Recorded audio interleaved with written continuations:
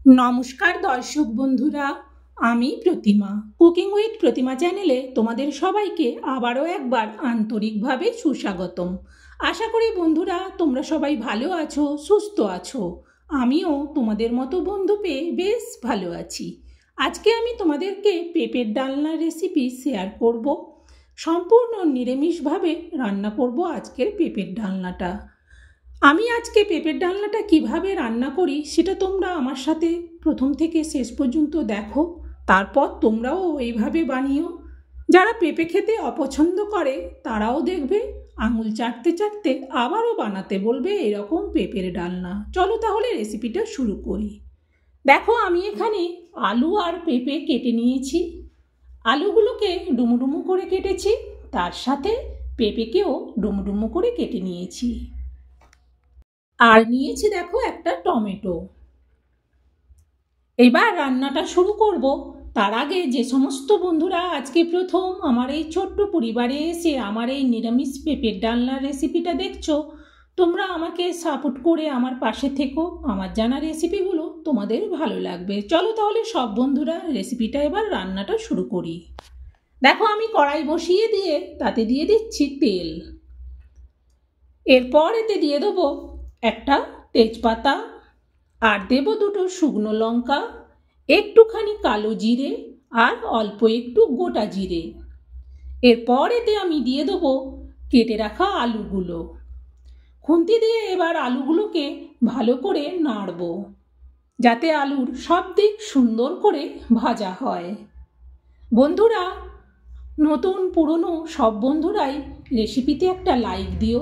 Like পেলে recipe share করার উৎসাহ অনেক বাড়ে, সেই জন্যই বলি বন্ধুদেরকে লাইক দিতে। বন্ধুরা অবশ্যই একটা লাইক দিও।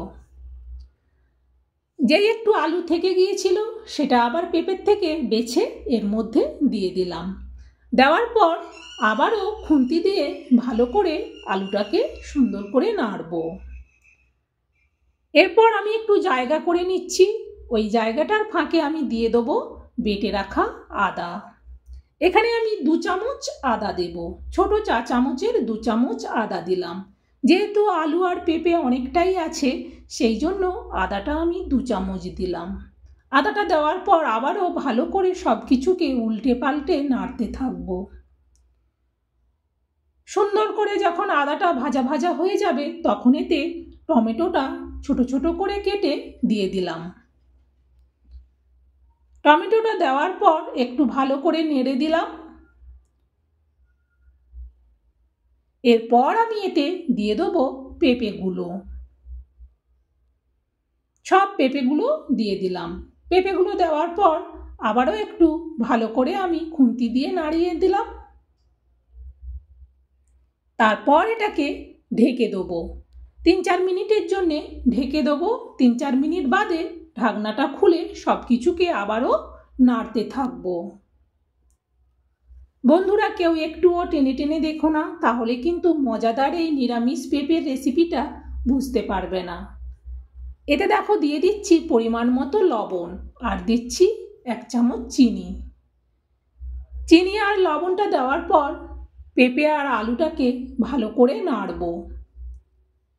এইভাবে নাড়লে সবজিগুলোও ভাজা হবে, আদা টমেটোটাও ভাজা হবে। এরপর দিয়ে দিলাম এতে হলুদ, আর দিচ্ছি লঙ্কার গুঁড়ো। লঙ্কাটা যে যেমন ঝাল পছন্দ করো সে সেই মতো ঝাল দিও। হলুদ আর লঙ্কাটা দেওয়ার পর সব কিছুকে আবারও ভালো করে নেড়ে দিলাম। সুন্দর করে ভালো করে নাড়া হয়ে গেলে এবারেতে আমি দিয়ে দেবো 1 চামচ ধনে গুঁড়ো। ধনে গুঁড়োটা দেওয়ার পর আবারও ভালো করে নাড়তে থাকবো। এইভাবে একটু ভেজে ভেজে করলে তবে গিয়ে পেঁপের ডালনাটা কিন্তু সুন্দর হবে। তাড়াহুড়ো করে জল ঢেলে দিলে তখন রান্নাটা কিন্তু ভালো টেস্ট হবে না। এরপর এতে দিয়ে দিচ্ছি গরম মশলা। ছোট এলাচ 2টো, দারুচিনি একটুখানি ভেঙে দিয়েছি ছোট করে, আর 2টো লবঙ্গ। দেওয়ার পরেই কিন্তু জলটা ঢেলে দিলাম। এইভাবে গরম মশলা দেওয়ার পর জল ঢেলে দিয়ে এটা ঢেকে দেবো। মিনিট 5 বাদে ঢাকনাটা খুলে দেখে নিচ্ছি, সুন্দরভাবে কিন্তু আমার তরকারিটা টকবক করে ফুটে গেছে। খুন্তি দিয়ে একটু ভালো করে নেড়ে দেখে নিলাম। দেখার পর আমি এতে দিয়ে দেবো ছোট্ট চামচের হাফ চামচের মতো কসুরি মেথি। হাফ চামচের মতো কসুরি মেথি দিয়ে দিলাম। এরপর এটা আবারও ঢেকে দেবো। মিনিট 5 বাদে ঢাকনাটা খুললাম, কত সুন্দর সেন্ট হচ্ছে। এইভাবে কিন্তু গরম মশলা দিয়ে জল ঢালবে, তারপর আবারও ফুটে গেলে কসুরি মেথি দিয়ে ঢেকে দেওয়ার পর যেই বাটিটায় আমি রেসিপিটা ঢালবো তাতে দিয়ে দিলাম 1 চামচ ঘি। 1 চামচ ঘি দেওয়ার পর ওতে পেঁপের ডালনাটা ঢেলে নিচ্ছি। বন্ধুরা, প্রথম থেকে আমি যেভাবে রান্না করলাম তোমরাও এইভাবে রান্না করো একদিন, খুব সুন্দর সেন্ট হবে। নিরামিষের রেসিপি, এটা দিয়েই কিন্তু ভাত, রুটি, মুড়ি, পরোটা যাই খাও না কেন একটা রেসিপি দিয়েই খাওয়া হয়ে যাবে। এইভাবে আমি অল্প একটু ঝোল রেখেছি যাতে ভাতের সাথে মাখাতে সুবিধে হয়। বন্ধুরা, অবশ্যই তোমরা কমেন্ট করে জানিও আমার নিরামিষ পেঁপের ডালনাটা তোমাদের কেমন লাগলো। আর অবশ্যই এটা শেয়ার করে দিও। আবার পরের রেসিপিতে তোমাদের সাথে দেখা হবে। টাটা।